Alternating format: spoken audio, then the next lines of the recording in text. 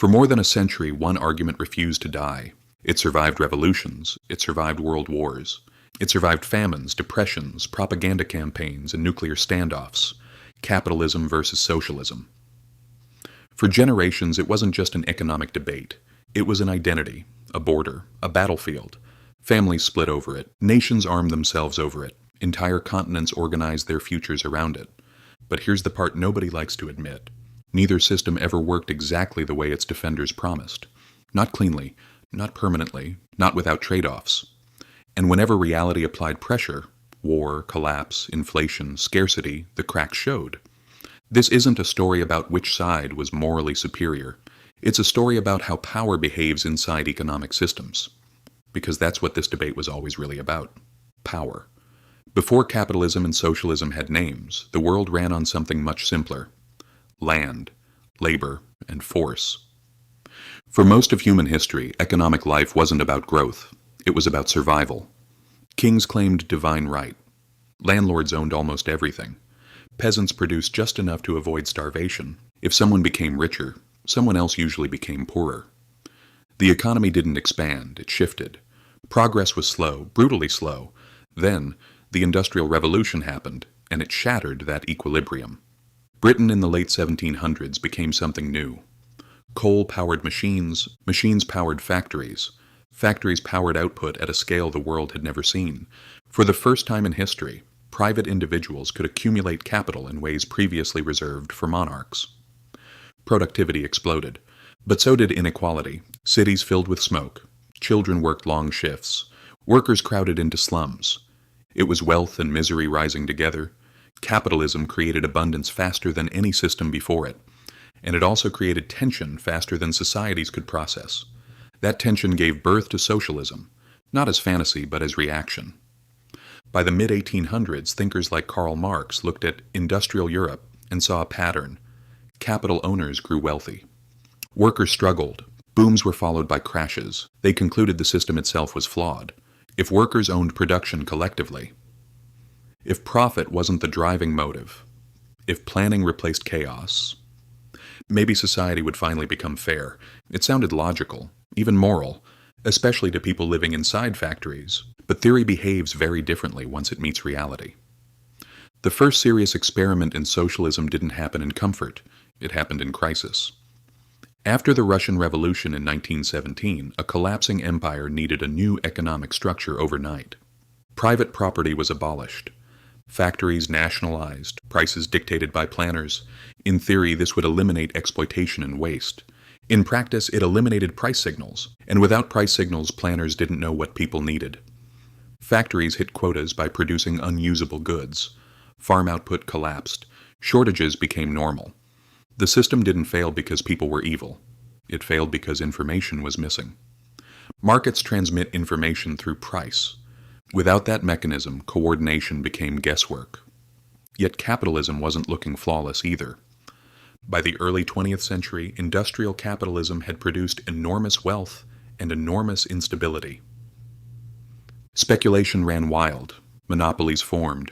Financial markets inflated beyond fundamentals. Then came 1929, the Great Depression. Banks failed. Unemployment surged. Entire economies froze. Capitalism didn't look like freedom. It looked like collapse. By the 1930s, the world had an uncomfortable realization. Neither system delivered perfection. One produced scarcity. The other produced instability. Then World War II forced the ultimate stress test. Under total war, both systems revealed something important. State coordination can mobilize resources with terrifying efficiency. Private industry, when aligned with national purpose, can produce at unimaginable scale. After 1945, the world split. On one side, centrally planned economies. On the other, regulated market economies. For decades, this wasn't philosophy. It was performance. The Soviet Union industrialized rapidly. Literacy soared. Military power expanded, but consumer life stagnated. Innovation slowed. A country capable of launching rockets struggled to produce quality everyday goods. Meanwhile, Western economies adapted. Regulation was introduced. Social safety nets built. Markets remained, but guardrails were added. Capitalism survived, not because it was flawless, but because it evolved. By the 1980s, the difference was visible. The Cold War didn't end with ideology, it ended with productivity gaps. The Soviet Union didn't collapse because of invasion, it collapsed because its system couldn't sustain itself. But capitalism's victory didn't mean contradictions disappeared. In the decades that followed, markets globalized. Finance expanded dramatically. Credit became abundant. Asset prices rose faster than wages. Inequality widened again. The 2008 financial crisis reminded everyone of something uncomfortable. Instability never left. It just changed form.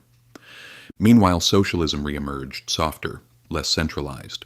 Calls for wealth taxes, public health care, stronger labor protections, not to eliminate markets but to contain them. Look at Scandinavia. Private enterprise thrives. But taxes are high. Social protection is strong. It isn't pure socialism. It isn't pure capitalism. It's hybrid. Look at China. Private firms drive growth. The state directs strategic sectors. It calls itself socialist. In practice, it's a state-managed market system. Every major economy today is a blend.